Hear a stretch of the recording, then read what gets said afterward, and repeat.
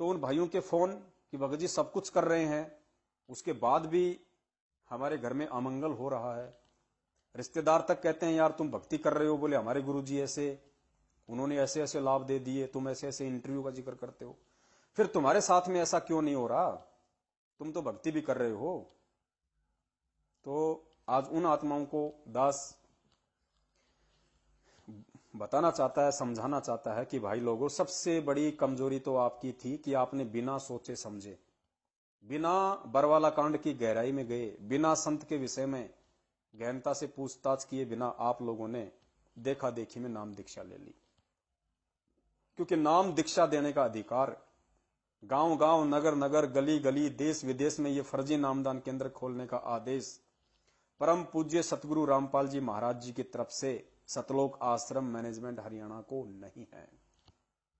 अगर परमेश्वर ने इसी तरीके से गांव गांव में किसी भी ऐरे गहरे व्यक्ति के हाथों में नाम दीक्षा का ये जिम्मेदारी देनी होती, या ये ब्रांचें खुलवानी होती आसाराम की तरह, राम रहीम की तरह, निरंकारियों की तरह, तो परमात्मा 2014 से पहले ही खुलवा देते। लेकिन सन 1994 से 2014 तक गुरुजी ने जिस आश्रम में सत्संग किए, उस आश्रम के अलावा देश विदेश में कहीं कोई दूसरा नामदान केंद्र नहीं था। ये धार्मिक धंधा उनके जेल जाने के बाद उनके भाई ने, उनके परिवार वालों ने शुरू किया है। तो आपको विचार करना चाहिए था इन सब बातों पे। गुरुजी जेल में क्यों गए, उस घटना की तहकीकात में आपको जाना चाहिए था। तो आपको मालूम पड़ता कि सारा का सारा जो षड्यंत्र है, जो खेल है, वो गुरुजी के भाई का है, क्योंकि वो मर्यादा में रहे नहीं, वो सतगुरु को परमेश्वर मान नहीं पाए। और जो व्यक्ति चाहे कितना ही सत्संग सुन ले, कितना ही ज्ञान अर्जित कर ले, कितना ही अपने आप को भगत दर्शाने की कोशिश करे, जब तक गुरु को परमेश्वर के रूप में नहीं देखेगा, जब तक अपनी अंतरात्मा से गुरु को परमेश्वर नहीं मान लेगा, और गुरु को परमेश्वर मानने के बाद उस आत्मा का क्या भाव होता है, क्या श्रद्धा होती है, क्या लगन होता है, गुरु जी के सामने जाना, उठना, बैठना, बोलना क्या होता है, किस तरीके से होता है, तब तक वो व्यक्ति सतगुरु के रहम के काबिल नहीं होता। और गुरु पे अगर उसको विश्वास होता तो आज भगोड़ा बन के नहीं घूमता। हमेशा से गुरु जी के परिवार वालों ने, रिश्तेदारों ने उन्हें केवल रामपाल की दृष्टि से ही देखा है, एक संत की दृष्टि से भी नहीं देखा। वरना आज उनके भाई को, जवाई को, बेटे को, रिश्तेदारों को पुलिस के डर से भगोड़ा बन के घूमने की बिल्कुल भी आवश्यकता नहीं थी। अगर आप सच्चे थे, बरवाला कांड में आपका किसी प्रकार का कोई दोष नहीं था, तो जिस प्रकार मेरे पूज्य गुरुदेव बेबाक तरीके से पुलिस प्रशासन के साथ एक भगत के रोल में, एक आम व्यक्ति के रूप में, एक आम संत के रूप में, और यह दर्शाते हुए कि मैं परमपिता परमेश्वर के हवाले से हूं, मैंने उसकी भक्ति की है, मैंने उस पर विश्वास किया है, मैंने कुछ गलत नहीं किया है, और मुझे उसके न्याय पे पूर्ण विश्वास है, मैं संघर्ष करूंगा, मैं सत्य का सामना करूंगा।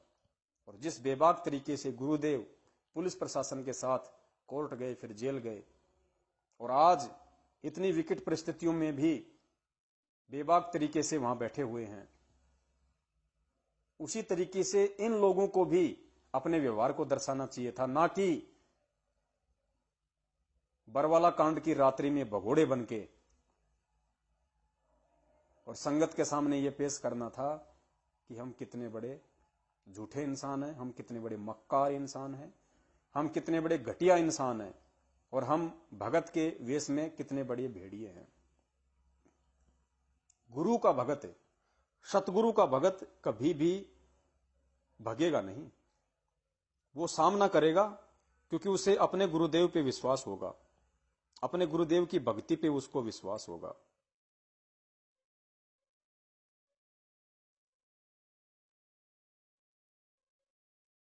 देखिए, एक छोटा सा सत्संग आपको परमपिता परमेश्वर का सुनाते हैं।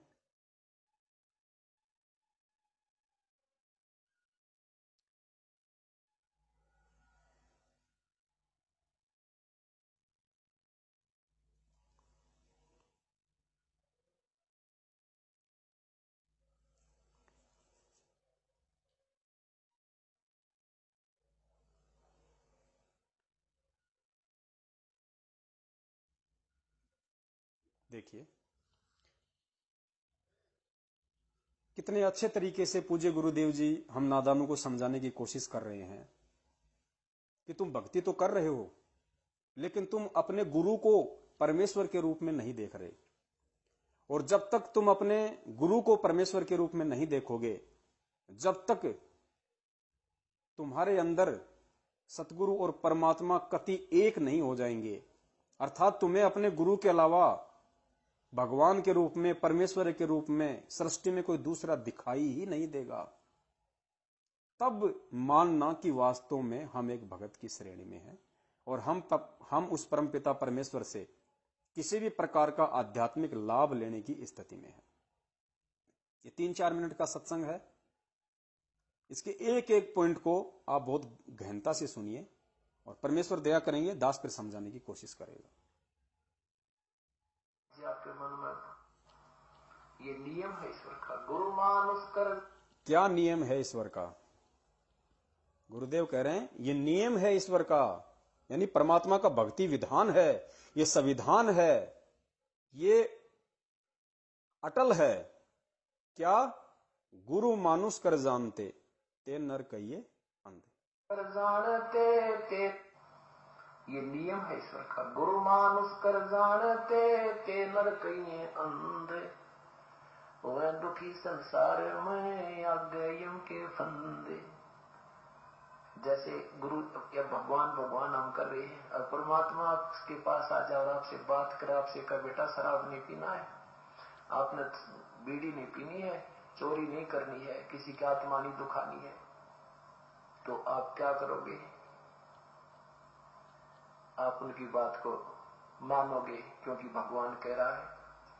तो यही दास कह रहा है, समझो कबीर परमात्मा कह रहा है, यही सोचकर आपने ये बुराई और आज्ञा का पालन करें सरेगा। पूज्य गुरुदेव जी कह रहे हैं, हमें समझाने की कोशिश कर रहे हैं अपने आप को छुपाते हुए, कि अगर कल को परमपिता परमेश्वर कबीर साहब मुझ रामपाल दास की जगह पे अगर यहां आ जाएं और जो सत्संग मैं कर रहा हूं वो सत्संग यदि वो करें और कहें कि बेटा बीड़ी नहीं पीनी, सिगरेट नहीं पीनी, बुरे कर्म नहीं करना, चोरी जारी नहीं करनी, तो तुम क्या करोगे?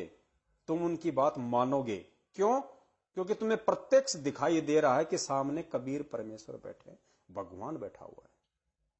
तो गुरुदेव कहते हैं भक्ति मार्ग में तुम तब तक सफल नहीं हो सकते जब तक कि मुझे उस परमेश्वर की जगह पे मान के और मेरे द्वारा कहे गए प्रत्येक वचन को नहीं मानोगे, तब तक तुम सफल नहीं हो सकते। अतः ये सोचो, ये दास बैठा है, समझो कबीर परमेश्वर बैठा है, कबीर परमेश्वर कह रहे हैं। जब तक तुम इस प्रकार का व्यवहार अपने सतगुरु के साथ नहीं करोगे, तब तक तुम भक्ति मार्ग पे सफल नहीं हो सकते। अब गुरुदेव ने हमें क्या क्या आदेश दिए? झूठ नहीं बोलना, चोरी नहीं करनी, जारी नहीं करनी, डाका नहीं डालना, मिलावट नहीं करनी, ठीक है। गुरुदेव ने यह भी तो कहा कि बेटा गंदी राजनीति नहीं करनी, हमें किसी के धरने प्रदर्शनों से कोई मतलब नहीं है। और जब तक हम गुरुदेव की प्रत्येक बात को यह सोचकर नहीं मानेंगे कि गुरुदेव नहीं कबीर परमात्मा कह रहे हैं, तब तक हम सफल नहीं हो सकते। अगर हम उनकी इन बातों को नहीं मान रहे और उनकी बातों से हटके यदि हम उनके परिवार की बातों को अधिक महत्व दे रहे हैं, उस पीले पर्चे की बात को अधिक महत्व दे रहे हैं जो कह रहा है कि फलानी फलानी जगह वार्ड पंच के चुनाव हैं, फलानी जगह पार्षद के चुनाव हैं, वहां बीजेपी का चुनाव है, वहां कांग्रेस का चुनाव है, वहां जेजेपी का चुनाव है, गुरुजी का आदेश है कांग्रेस को वोट डालो, गुरुजी का आदेश है अब बीजेपी को वोट डालो, क्योंकि बीजेपी की हमारी विचारधारा मेल खाती है। आप लोगों को मूर्ख बनाया कि नहीं बनाया? कितनी बार आप लोगों से वोट डलवा दिए, हरियाणा के जाट आरक्षण में आप लोगों को धक्के खिलाने के लिए बैठाया। गुरु आदेश के विपरीत आपने कुपात्रों को कितने समय से दान धर्म किया है। आज ज्योति पाठ दान का पैसा आप किसे दे रहे हैं? आपका गुरु जो सुपात्र है वो तो जेल में बैठा है, आप किसको दे रहे हैं? तो बताइए, नाम दीक्षा लेने के बाद भी और फार्म पे लिखी हुई मर्यादाओं को फॉलो करने के बाद भी यदि आपके ऊपर कोई संकट आ रहा है भूत प्रेत की बाधा से आपको कोई राहत नहीं मिल रही है, अन्य प्रकार की कोई आपत्ति आपके ऊपर आ रही है, तो वो इसलिए आ रही है क्योंकि आप परमेश्वर के लिखित संविधान को, सत्संग रूपी संविधान को फॉलो नहीं कर रहे। आप गुरुदेव की आज्ञा का पालन ना करके आप गुरुदेव के उन कुपात्र चेलों की आज्ञा का पालन कर रहे हैं, जो कभी गुरुदेव के थे ही नहीं, जिन्होंने कभी गुरुदेव को एक आम व्यक्ति, एक मानुष से बढ़ के समझा ही नहीं। सुनिए। तो आप क्या करोगे?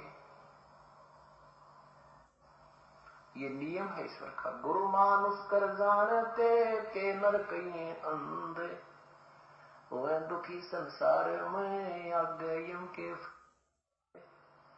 वह दुखी संसार में आगे यम के फंदे।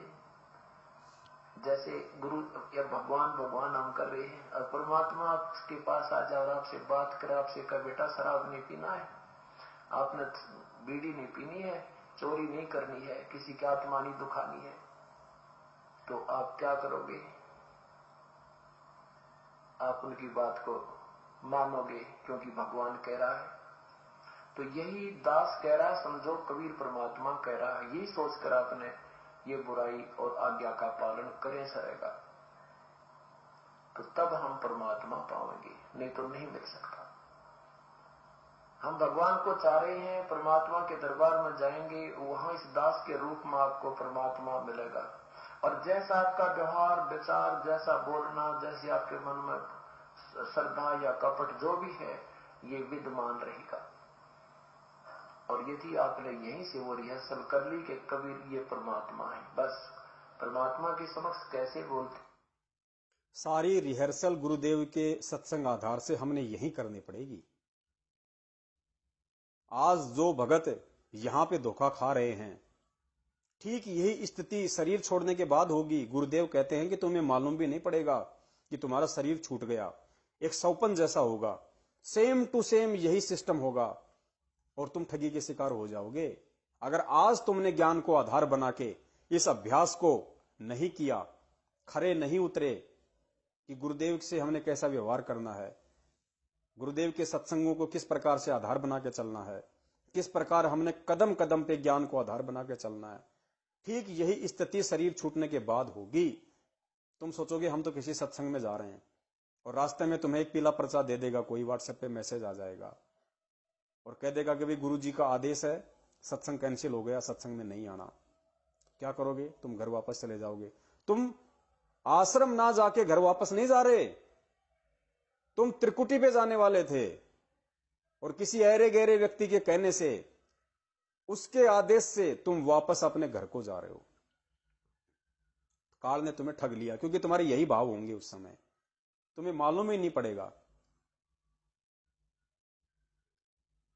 उस समय भी तुमसे काल इसी तरह से ठगी करवाएगा, तुमसे ज्योति पाठ के पैसों के लिए कहेगा, तुमसे फला फला रैलियों में शामिल होने के आदेश दिलवाएगा अपने एजेंटों के माध्यम से। जिन एजेंटों को तुम आज यहां देख रहे हो, उन्हीं एजेंटों का रूप बना के आ जाएगा, उसी महेंद्र का रूप बना के वहां खड़ा हो जाएगा बीच में, उसी स्टेट कोऑर्डिनेटर का रूप बना के वहां खड़ा हो जाएगा, जिसकी तुम आंख बंद करके बातें मान रहे हो।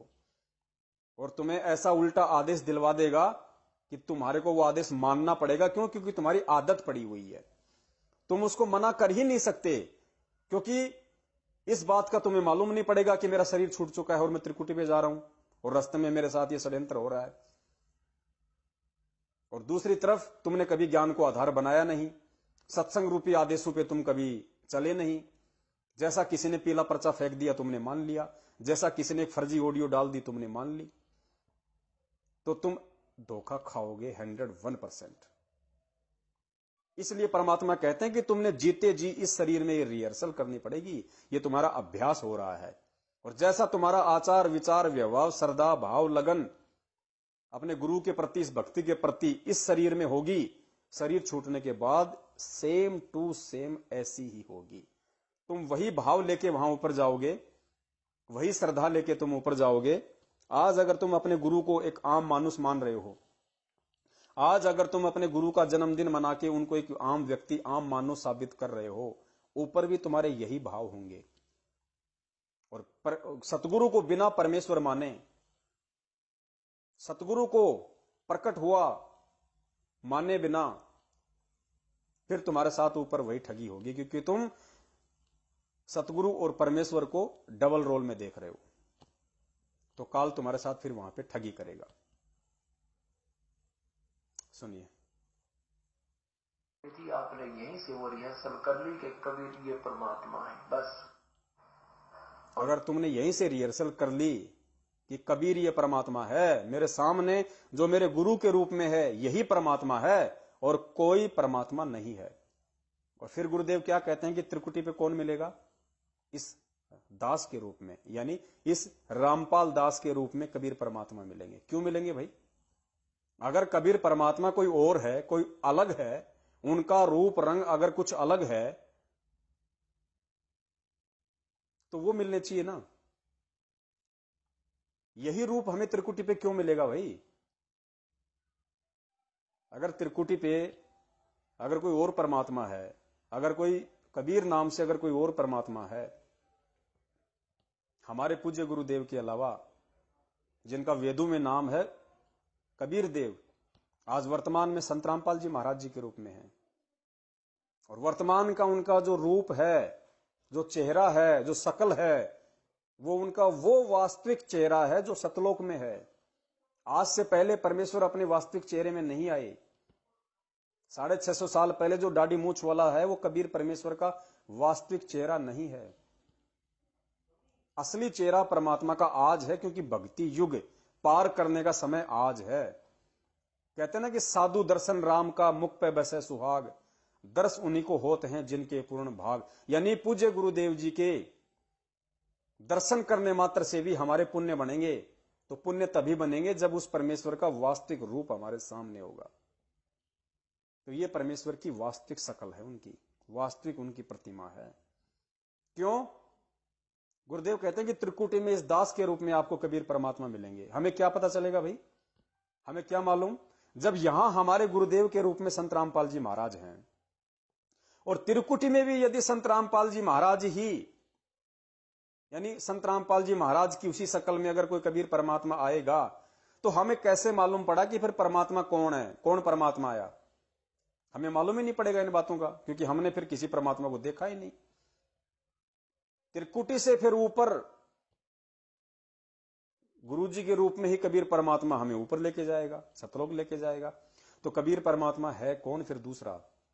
जब हमारे गुरु के रूप में संत रामपाल जी महाराज, त्रिकुटी पे संत रामपाल जी महाराज मिलेंगे, त्रिकुटी से ऊपर संत रामपाल जी महाराज जी हमारे को भंवर गुफा से लेके जाएंगे, मानसरोवर लेके जाएंगे, फिर सतलोक लेके जाएंगे। तो दूसरा कबीर भगवान कौन आ गया? इसलिए पुण्यात्माओं परमात्मा अपने आप को छुपाते हैं कि इस दास के रूप में त्रिकुटी पे आपको कबीर भगवान मिलेगा। वो इसलिए हमें ये समझाने की कोशिश कर रहे हैं। उनका ये कहने का जो संकेत है, जो मतलब है कि इस दास के रूप में कबीर परमात्मा मिलेगा, अब ये हम भक्तों ने समझना होगा यहां पे कि अगर कोई कबीर परमात्मा और है, कोई दूसरा है, तो वो मिलना चाहिए ना। और अगर गुरु जी के रूप में कोई दूसरा कबीर परमात्मा आ रहा है, तो हमारे लिए उसका महत्व क्या है? क्योंकि हमें तो गुरु जी दिखाई देंगे वहां, और यहां भी गुरु जी, तो दूसरे से हमें मतलब ही क्या है? तो क्यों ना हम आज ही उनको कबीर परमेश्वर मान लें, जब हमने आज तक कोई दूसरा कबीर परमात्मा देखा ही नहीं इस जीवन में अपने सतगुरु के अलावा। और त्रिकुटी पे भी सतगुरु ही मिलेंगे, ऊपर भी सतगुरु लेके जाएंगे, तो कबीर परमात्मा है कौन? ये तो कॉमन सेंस की बात है। अब गुरु जी खुद नहीं कहेंगे कि भाई मैं ही हूं, क्योंकि काल भगवान के साथ उनका एग्रीमेंट है, लेकिन उन्होंने कह भी दिया। बहुत सारे सत्संगों में गुरु जी ने इस बात को बोल भी दिया। जिनको विश्वास नहीं, जो समझ नहीं पाते, उनको खुल के भी कह दिया परमेश्वर ने। सुनिए दूसरा सत्संग, इसको हम थोड़ा बाद में लेंगे।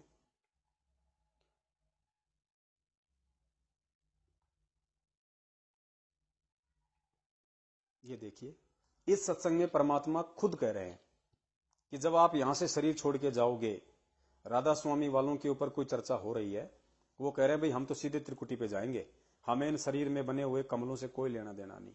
तो गुरुजी कह रहे हैं कि ऐसा उनकी थ्योरी गलत है। जो सिस्टम है आपको उसके माध्यम से ही जाना पड़ेगा। और जब आप त्रिकुटी पे पहुंच जाओगे, तो त्रिकुटी पे कौन मिलेगा? गुरुजी कह रहे हैं ये दास मिलेगा त्रिकुटी पे। और फिर परमात्मा बात को घुमा गए, सच बोल दिया, हकीकत बता दी। फिर परमेश्वर अपने आप को छुपा गए, ये कह के पहले तो कह दिया कि फिर त्रिकुटी पे कौन मिलेगा? ये दास मिलेगा आपको त्रिकुटी पे। और फिर बात को छुपा दिया कि परमात्मा इस दास के रूप में मिलेंगे। सुनिए, कौन त्रिकुटी? देखो पुण्यात्मा वही आत्मा क्या कहते हैं जो नकली संतों के अनुयायी हैं, वो ये कहते हैं कि जाना एक स्थान पर है, रास्ते न्यारे न्यारे। ये उनकी थोड़ी गलत है।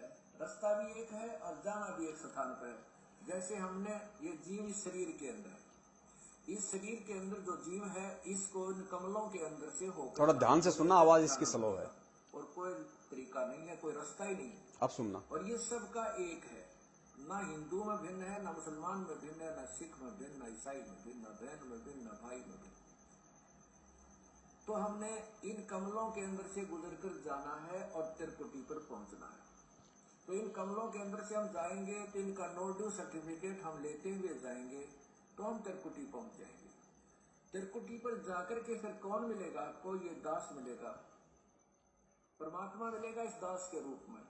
देखिए, पहले गुरुजी कह रहे हैं कि त्रिकुटी पे आपको कौन मिलेगा? ये दास मिलेगा, यानी ये रामपाल दास मिलेगा। फिर बात को परमेश्वर घुमा गए, अपने आप को छुपाते हुए, कि परमात्मा मिलेगा इस दास के रूप में। इनका नो ड्यू सर्टिफिकेट हम लेते हुए जाएंगे तो हम त्रिकुटी पहुंच जाएंगे। त्रिकुटी पर जाकर के फिर कौन मिलेगा आपको? ये दास मिलेगा, ये दास मिलेगा, परमात्मा मिलेगा इस दास परमात्मा मिलेगा फिर इस दास के रूप में, आपके गुरु के रूप में। और वहां फिर आपका हिसाब कराएगा इस काल से, नहीं डंडी मार जाएगा वहां पर। डंडी मतलब हेरा फेरी नहीं करेगा। अब सुनना, काल वहां पे किस प्रकार से डांडी मारेगा, किन भक्तों के साथ में काल धोखा करेगा, किन भक्तों के साथ में? गुरुदेव कह रहे हैं काल त्रिकुटी पे जाने के बाद में उन्हीं भक्तों के साथ में धोखा करेगा। वही भगत काल के जाल का शिकार होंगे और वापस नीचे आएंगे, जिनका अपने गुरुजी के प्रति श्रद्धा भाव और लगन में कमी होगी, जो गुरुजी के साथ एक रस नहीं हो पाए, जो गुरुजी का जन्मदिन मना के उनको मानव साबित करते रहे, जो पूरी तरह से गुरु को परमेश्वर नहीं मान पाए, गुरु को कबीर के रूप में नहीं देख पाए, जो पूरा जीवन गुरु और कबीर दोनों को अलग अलग देखते रहे, उनके साथ में काल धोखा करेगा। ध्यान से सुनना। क्या लालच लोग दिखाए जाएंगे? जो आपने कर्जा उतार दिया फिर मां विष्णु महेश का यह मंत्र जाप करके, जो आपको प्रथम मंत्र दिया जाता है, उसके बाद भी आपका ढेर सारा धन बच जाएगा, इतना बहुत गणा धन का मतलब ये कमाई बच जाएगी। वहां आपको लालच दिया जाएगा कि देख आपकी इतनी कमाई है, इतने वर्ष तक ब्रह्मा के लोक में ऐसे ठाठ करेगा, वहां ऐसा महादेव बनेगा, तो वहां पर इंद्र बन जाएगा, ऐसे ठाठ करेगा। ये फिर वो दूसरा मंत्र आपका है विष्णु जी का जो हम देते हैं, उसके कहते हैं इस मंत्र की इतनी कमाई इतनी और बच, जो हम देते हैं उसके कहते हैं इस मंत्र की इतनी कमाई इतनी और बच रही है इस विष्णु के लोक में, तू ऐसे ठाठ करेगा, वहां बड़ा स्वर्ग बना हुआ है। फिर शिव जी का मंत्र है, दुर्गा का मंत्र है, यानी इतनी कमाई आपकी बनी बची रही होगी, बची होगी। और वहां पर फिर आपको ट्रेलर दिखाए जाएंगे, जैसे वो ग्राहक होते हैं ना फंसाने के लिए, नारे नारे अपने दिखाते हैं वो बिजनेसमैन दुकानदार, तो वो ट्रेलर दिखाए जाते हैं, देख उस लोग में कैसे नाच गाने हो रहे हैं, ऐसे ऐसे तेरा दे सारा रेस्ट हाउस है, ऐसा कमरा मिलेगा तुझे, वहां पर इतने डांस होंगे, ऐसे होंगे, ये ठाठ होंगे। तो ये मन तो वहां भी साथ ही होगा, मन तो वही है, तो वहां ये मन फिर आपके साथ आड़ कर जाएगा। जो सोचेगा थोड़े दिन घूमे वहां फिर चल पड़ा, जब कमाई है मेरी से इसने खा पी लो इतने, या वो आगे चलने वाली रखी है, या जब खर्च हो को नहीं, तो ये भी डंडी मारेगा अपने साथ में। आपके साथ अगर परमात्मा यानी गुरुदेव रूप में प्रभु नहीं होंगे तो वहां भी आपके साथ गड़बड़ हो जाएगी। तो वो गड़बड़ उनके साथ होती है जो गुरु से। वो गड़बड़ किनके साथ होती है? अब ध्यान से सुनना। साथ अगर परमात्मा यानी गुरुदेव रूप में प्रभु नहीं होंगे अब सुनो, तो वहां भी आपके साथ गड़बड़ हो जाएगी। तो वो गड़बड़ उनके साथ होती है जो गुरु से थोड़ा बहुत विमुख हो जाते हैं, श्रद्धा पूरी रहती नहीं, और लेकिन लेकिन गुरुद्रोही ना होते उनके साथ ये डंडी ये गड़बड़ हो जाती है। गुरु जी कहते हैं वो गड़बड़ उनके साथ होती है जो गुरु विमुख हो जाते हैं,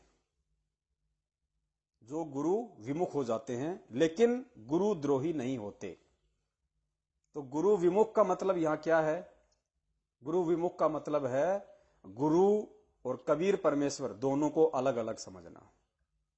और जब तक आप अपने गुरु को कबीर परमेश्वर नहीं मानोगे ज्ञान आधार से, अपनी आत्मा से, तब तक आपके अंदर काल समाया रहेगा। तब तक आपके भाव, आपकी श्रद्धा अपने गुरु में वो नहीं बन पाएगी जो सतलोक जाने के लिए होनी चाहिए। तब तक वो श्रद्धा भाव आपकी नहीं बन पाएगी। तो ऐसी आत्माओं के साथ में त्रिकुटी पे जाने के बाद भी काल डांडी मार देगा, क्योंकि आपको पता ही नहीं चलेगा कि मैं त्रिकुटी पे आ गया। वहां ऐसा ही मेला होगा, ऐसे ही वहां पे सत्संग चल रहे होंगे, आप सोच रहे हैं भाई गुरुजी के सत्संग में आ गए गुरुजी, जैसे आम दिनों में हम सत्संग सुनते हैं आश्रम में, मालूम ही नहीं पड़ेगा। बिल्कुल ऐसी ही सृष्टि वहां पे रच दी जाएगी, क्योंकि परीक्षा होगी वहां हमारी। तो आज हम इस वर्तमान जीवन में, इस धरातल पे शरीर में रहते सहते, इस स्थूल शरीर में, आज हम जिस प्रकार का व्यवहार सतगुरुदेव जी के ज्ञान आधार से भक्ति मार्ग पे कर रहे हैं, और गुरुदेव के ज्ञान को आधार बना के जिस प्रकार का व्यवहार हम अपने पूज्य गुरुदेव के साथ कर रहे हैं, हम उनको एक आम व्यक्ति के रूप में देख रहे हैं, आम संत के रूप में देख रहे हैं, या हम उनको साक्षात कबीर परमेश्वर मान रहे हैं। ठीक यही सिस्टम वहां होगा। अब सुनिए वो पहले वाला वीडियो जिसमें परमात्मा ने और भी खुल के बताया है।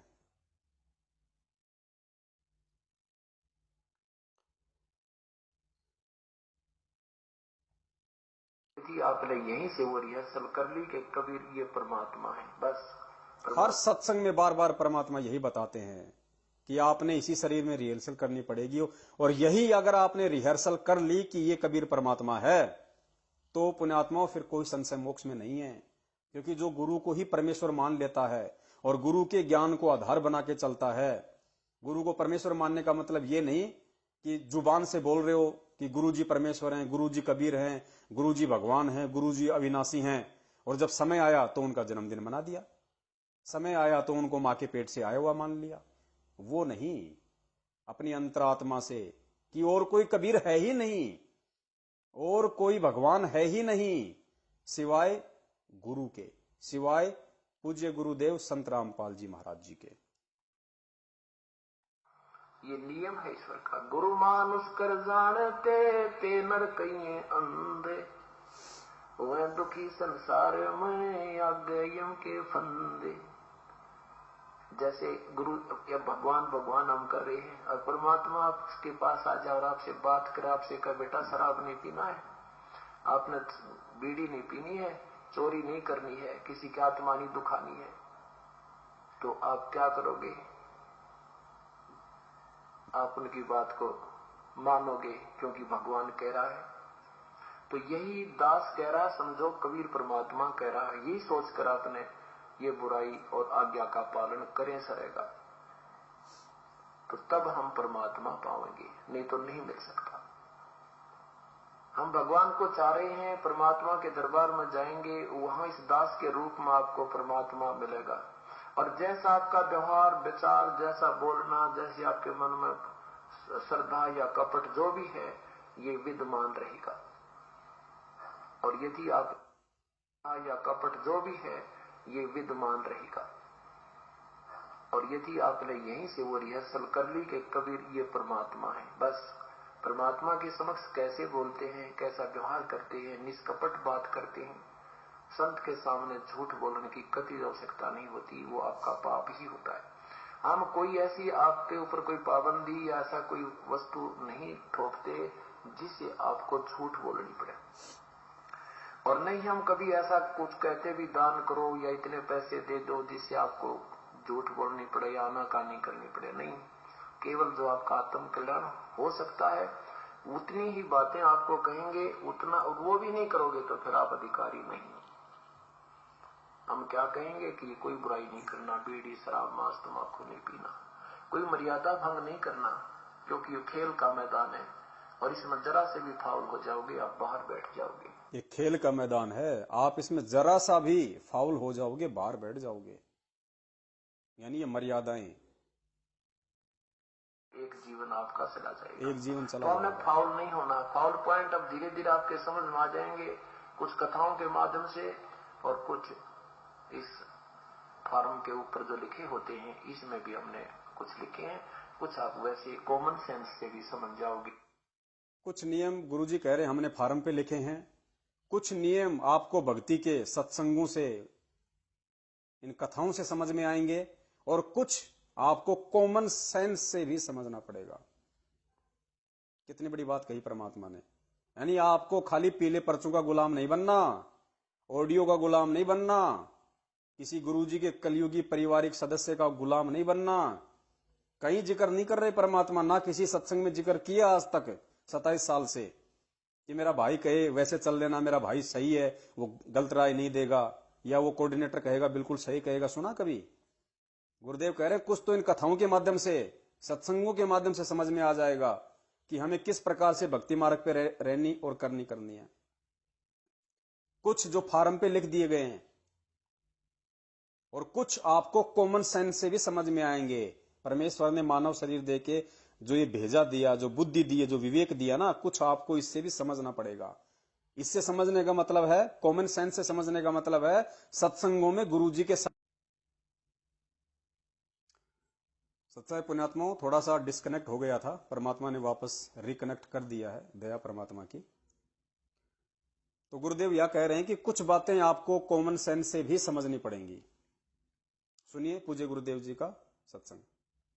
बैठ जाओगे, एक जीवन आपका चला जाएगा, तो हमने फाउल नहीं होना। फाउल पॉइंट अब धीरे धीरे आपके समझ में आ जाएंगे, कुछ कथाओं के माध्यम से और कुछ इस फॉर्म के ऊपर जो लिखे होते हैं इसमें भी हमने कुछ लिखे हैं, कुछ आप वैसे कॉमन सेंस से भी समझ जाओगे कि ऐसे ऐसे होता है। भी हमने कुछ लिखे हैं, कुछ आप वैसे कॉमन सेंस से भी समझ जाओगे कि ऐसे ऐसे होता है। एक भक्त नाम लेने, उसको कहा भाई मैं, अब सुनना ध्यान से आगे, कि बिना ज्ञान को समझे, बिना ज्ञान को आधार बनाए, बिना गुरुदेव के सत्संगों को समझे बिना जो व्यक्ति नाम दीक्षा ले लेते हैं, इस तरह के किन किन व्यक्तियों को परमात्मा ने आध्यात्मिक जीवन में फेस किया है, किस किस तरह के भक्तों को परमात्मा ने सहा है, तब कहीं जाके इतने वर्षों के बाद में परमेश्वर की भक्ति का रंग चढ़ा है। परमात्मा किस प्रकार के भगत तैयार करना चाहते हैं, परमात्मा ऐसी घटनाओं के माध्यम से, ऐसे घटनाओं का जिक्र करके जो उनके साथ में घटित हुई हैं, इन सभी घटनाओं के माध्यम से परमात्मा हमें क्या समझाना चाहते हैं, हमें क्या बताना चाहते हैं कि आपने किस प्रकार से अपने आध्यात्मिक जीवन में सावधानियां रखनी है, सावधानियां बरतनी है। एक भगत की घटना का जिक्र करते हुए परमेश्वर हमें क्या समझा रहे हैं। नाम टूट गया, फॉर्म के ऊपर जो लिखे होते हैं इसमें भी हमने कुछ लिखे हैं, कुछ आप वैसे कॉमन सेंस से भी समझ जाओगे कि ऐसे ऐसे होता है। एक भक्त नाम लेने, उसको कहा भाई मैं, तेरा नाम टूट गया, और 1-1.5 वर्ष से नाम दे रखा।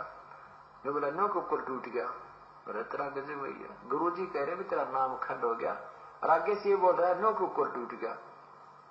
तेरा कह दी हाँ जी कोई गलती बन गई होगी और आगे नहीं करेंगे। ये तो कुछ बात बोलना भी नहीं सीखा अभी तक तो हमने, और अब बात देखें सार नाम। गुरुदेव कहते हैं आपने अभी तक तो बोलना भी नहीं सीखा और इंतजार कर रहे हो सार नाम लेने का। अभी तो आपने अपने गुरुजी के समक्ष कैसे बोला जाता है, कैसे खड़ा हुआ जाता है, कैसे उनसे प्रार्थना की जाती है, कैसे बातें की जाती हैं, अभी तक तो आपने वो भी नहीं सीखा और बाट देख रहे हो सार नाम लेने की। ये 2008 का सत्संग है परमात्मा का। जिन्होंने जल्दबाजी में कि गुरुजी सार नाम दे दो, गुरुजी सार नाम दे दो, घर की खेती समझ रखी थी ना, परमात्मा ने पकड़ा दी कोई भी मंत्र, ये ले बेटा सार नाम, और देखना चाह रहे थे परमात्मा इसके अंदर कितने भाव है, कितनी श्रद्धा है, और उन्होंने साबित कर दिया फिर आगे चल के बरवाला कांड के माध्यम से। और बरवाला कांड के बाद आज अपने कुकर्मों को, आज अपने घटिया मनसूबों को जग जाहिर करके खुद भी अपने कर्म फोड़ रहे हैं, संगत से भी फोड़वा रहे हैं। तो आगे गुरुदेव कहते हैं कि सार नाम मिलेगा, ये मेरी मर्जी से होगा, सार नाम के लिए कितनी आधीनी चाहिए। और गुरुदेव कहते हैं कि आपने प्रार्थना करते रहना है। बताइए, जिन लोगों को सार नाम मिला है इन फर्जी नामदान केंद्रों से, रोहतक से 2014 के बाद हजारों की संख्या में लोगों को सार नाम मिला है डीवीडी के माध्यम से, फर्जी तरीके से। बताइए कितने लोगों ने गुरुदेव से प्रार्थना की थी।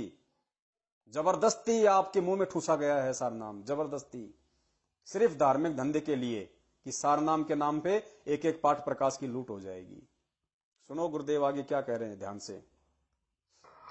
एक भक्त नाम लेने, उसको कहा भाई मैं तेरा नाम टूट गया, और 1-1.5 वर्ष से नाम दे रखा, जो बोला नो को गया, और 1-1.5 वर्ष से नाम दे रखा, जो बोला नो को टूट गया। अरे तेरा गजब भैया, गुरु जी कह रहे भी तेरा नाम खंड हो गया, और आगे से ये बोल रहा है नो को टूट गया। अरे तेरा कह दी हाँ जी कोई गलती बन गई होगी और आगे नहीं करेंगे। ये तो कुछ बात बोलना भी नहीं सीखा अभी तक तो हमने। और अब बात देखें सार नाम प्राप्ति की, सार नाम मिलेगा ये मेरी मर्जी से होगा, मेरी मर्जी से। और सतनाम तक का फिक्स टाइम हमने रखा हुआ है। प्रथम मंत्र उसके 4 महीने के बाद, और ज्यादा से ज्यादा 6 महीने के अंदर आपने वो ले लेना चाहिए, उससे लेट नहीं होना चाहिए। फिर आप में लगन नहीं है जो 4, कई तो भक्त ऐसे हैं जी 2 दिन पहले आखिर होते हैं जी, 2 दिन रह रहे हैं, दे दो कर दो दया। हम कहते नहीं भाई पूरा टाइम ऑन दे, अच्छा जी। और कई 6 महीने 7 महीने मावे नाम दूसरा याद देना रहा लेना। अरे तेरा गजब हुई, फिर तू भक्ति कर रहा है ड्रामा कर रहा है। एक अनमोल वस्तु के पीछे रह रहा है, कोई आपकी प्रमोशन होनी हो या वजन गिरन भाग जा, कई दिन रह रहे हैं। तो ये आप तो आपको लगन नहीं है, तो ऐसे कुछ आपके अंदर श्रद्धा हम देखते हैं, तो सतनाम आपको 4 महीने के अंदर अंदर ले लेना चाहिए। और फिर सार नाम ये दास देगा जब आप योग्य हो जाओगे, सार नाम योग्य हो जाओगे। आपने बहुत विनम्र, आपके अंदर भक्ति की कमाई भी बढ़नी चाहिए। कति मन में सतगुरु और परमात्मा एक हो जाने चाहिए और विनम्रता आ जाएगी। सार नाम के लिए क्या होना चाहिए? परमेश्वर कहते हैं कति आपके मन में सतगुरु और परमात्मा एक हो जाने चाहिए। ये छोटी बात नहीं है समझदार भगत के लिए। सतगुरु और परमात्मा एक हो जाने चाहिए, अर्थात परमेश्वर को पता है कि अभी तक ये सार नाम की रट तो लगा रहे हैं कि गुरुजी सार नाम दे दो, सार नाम दे दो, लेकिन अभी ज्ञान आधार से ये सतगुरु और परमात्मा दोनों को अलग अलग देख रहे हैं। जब तक ये सतगुरु में परमेश्वर को नहीं देखेंगे और सतगुरु के अलावा अन्य किसी परमेश्वर को ना जानते ना पहचानते, कौन कबीर, कौन मुनिंद्र, कौन करुणामय, कौन गरीबदास, हमें कोई मतलब नहीं। वक्त गुरु ही हमारा परमेश्वर है। इतना ज्ञान देने के बाद परमेश्वर ने समझा दिया कि परमेश्वर स्वयं ही रूप धारण करके आता है। साहिब से सतगुरु भय, सतगुरु से भय संत, धर धर वेख विशाल अंग खेलय आदि और अंत। और परमेश्वर की वाणी है कि गुरु गोविंद दो नहीं भाई, और जो दो समझेगा वो दो जग जाई, वो नरक में जाएगा। बाकी क्या रह गया? लेकिन लोग नहीं समझ पा रहे थे, इसलिए गुरुजी ने ये सत्संग करने पड़े उस समय, क्योंकि परमात्मा सत्संगों के माध्यम से ही संकेत करेंगे, किसी को पर्सनली बैठा के ट्यूशन नहीं देंगे। क्योंकि जिस प्रकार जो बरसात होती है वो समान रूप से अपनी पानी की बौछारें छोड़ती है, लेकिन जो बंजर जमीन होती है उस पर कोई चीज नहीं उपजती है, और जो अच्छी जगह होती है वहां पे फसल पैदा हो जाती है। तो परमेश्वर यहां समझा रहे हैं कि सारनाम प्राप्ति के लिए आपको कितना विनम्र होना पड़ेगा, कितना आधीन होना पड़ेगा। और आप तो आधीनता की बात छोड़िए, जो लोग कहते हैं हमें सारनाम मिल चुका है, वो भक्तों को लठू से मारते हैं, भक्तों को माँ बहन की भद्दी भद्दी गालियां निकालते हैं। कहां उनके पास सारनाम है? ये रिहर्सल थी परमेश्वर की तरफ से कि देखता हूं सारनाम के लायक हुए भी हैं या नहीं। और फिर परमात्मा कहते हैं कि सारनाम के लिए आपको कति सतगुरु और परमात्मा एक हो जाना चाहिए। सुनिए, नाम के लिए आपने बहुत कुछ, आपके अंदर श्रद्धा हम देखते हैं, तो सतनाम आपको 4 महीने के अंदर अंदर ले लेना चाहिए। और फिर सार नाम ये दास देगा जब आप योग्य हो जाओगे। सार नाम के लिए आपने बहुत विनम्र, आपके अंदर भक्ति की कमाई भी बढ़नी चाहिए। कति मन में सतगुरु और परमात्मा एक हो जाने चाहिए और विनम्रता आ जाएगी, तब ये सार नाम काम करेगा।